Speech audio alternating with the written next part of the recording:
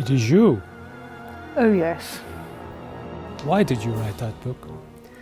You didn't tell me a word of truth in any of the interviews we did. Not one word. You didn't ask for the truth. You tried to have me believe you were a vampire. Everything you told me was a lie. The fact that you're Bela Lugosi is a lie. The thing about you, Evie, you cannot handle the truth.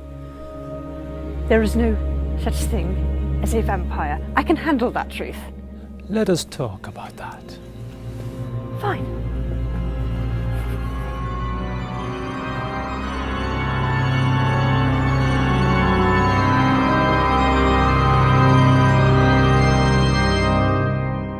All right, Kevin, where on earth does all this come from, all this horror obsession? Where did it start? Well, I'm glad you asked me that. I think it started in 1977. Long before I was even thought of. Tell me about 1977. Well, it was a Saturday. Okay. And it was summertime. Mm-hmm. And I was quite young, small. There was a film on that night of Dracula. It was on a double bill with Frankenstein. Okay. And my father, for some reason, allowed me, and none of my other brothers were there, just allowed me to sit up and watch it. And I watched this film, and it completely captivated me. You know, the whole Transylvanian thing. And people crawling out of coffins. Yeah, but it's all spooky and fun. Bats and spiders. Yeah. And yes, the only thing that made me jump in that entire film was the huge spider crawling out at the beginning. Yeah. That was unpleasant. Yeah. Yeah, the men with fangs didn't really. But you got to admit, there's a bit of atmosphere to those films, isn't there? Well, when I read the book, yeah, I'd like to make the point I read the book, not watched the hammy black and white film. I read that in my boarding school, which was a 19th century building with sort of oak panels and things, and you could hear the mice scratching in the loft, and that was quite frightening. Was it? Actually, because it was atmospheric. I actually went to sleep with a crucifix in one hand just in case. It was that frightening. So yes, I hand it to you that it is possible for something to be scary. But Dracula as a novel is quite sort of atmospheric and disturbing in a way that those old films aren't anymore. Yeah, well, there's much more of a psychological element to it. Yeah. And I think with this thing of darkness, that's sort of what we were trying to capture. It's the psychological horror. Absolutely. You know, is a person really caught up in the supernatural, or is she mad? Is there some other explanation? Yeah, and I think as well, what I hope we achieved and what we were looking to do was look at what real horror is, which is something which is immoral, something which destroys the soul. That's the real horror, right? You know, Francois de Sales said the only thing to be frightened of is mortal sin. Yes, I agree with that. And so vampires and capes and all that. You know. So is the vampire, in your opinion, symbolic of selling your soul to the devil? Is that what you think those film stars in those Hollywood films had done? No, I think it's just an interesting sort of folklore, you know. It's like ghosts. I mean, do ghosts exist? Have you ever seen a ghost? No, but that's the point, presumably. Exactly. Yeah. You know, it's... You've never heard shuffling noises and wondered why? I think there's a part of us that we like to be frightened.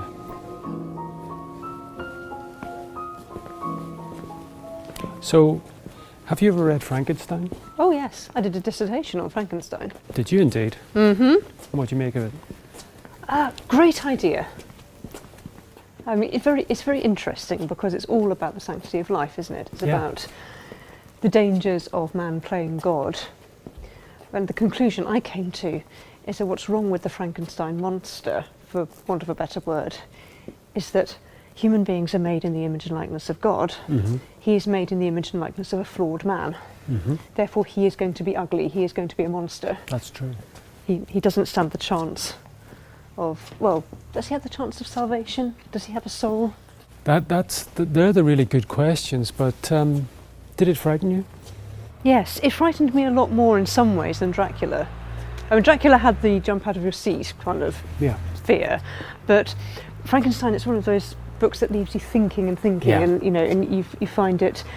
I found it sad more than frightening in a way, because you think, well, that suffering, it's so pointless that the creator inflicts upon the monster simply out of arrogance.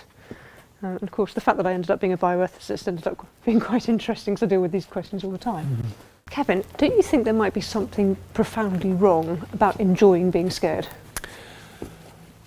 I think, well, let's look at it a different way. How many people do you know in the real world that we know whose lives are ruled by fear?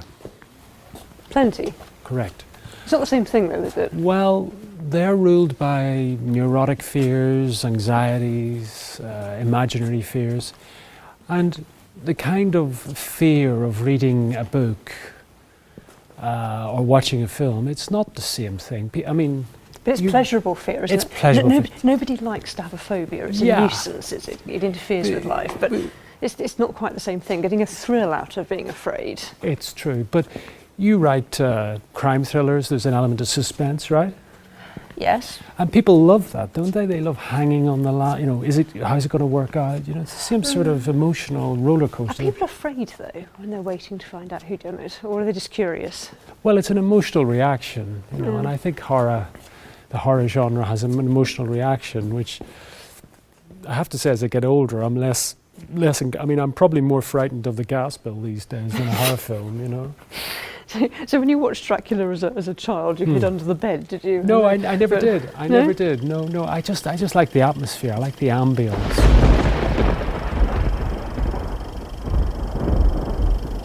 All right, here's a thought. Never mind, is it moral to be scared? Should we be scared, in fact? Should we have that sense of horror? Is that what the horror industry is really about? Making us frightened of the occult, frightened of the darkness, frightened of selling our souls? Well, do you think you're taking it too seriously? Possibly, but it is in my nature to overthink everything. Well, I just think it's a bit of fun. And, different sensibilities, different temperaments will be. I mean, there's certain genres, right, we both know that do nothing for us, right? Yeah. What genres can't you stand? Well,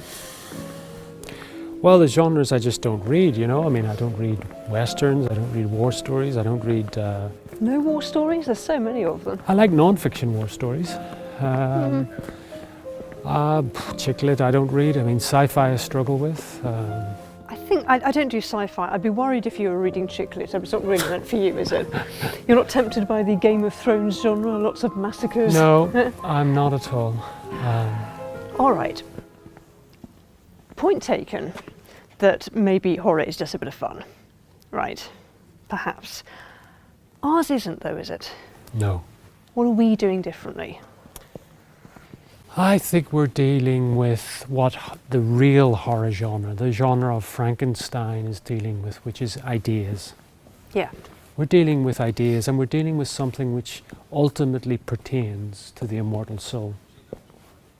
Yes, because we have saints and we have demons, don't we? We have both of them. Yeah, but we also have dilemmas for the characters which determine their eternal future, don't we?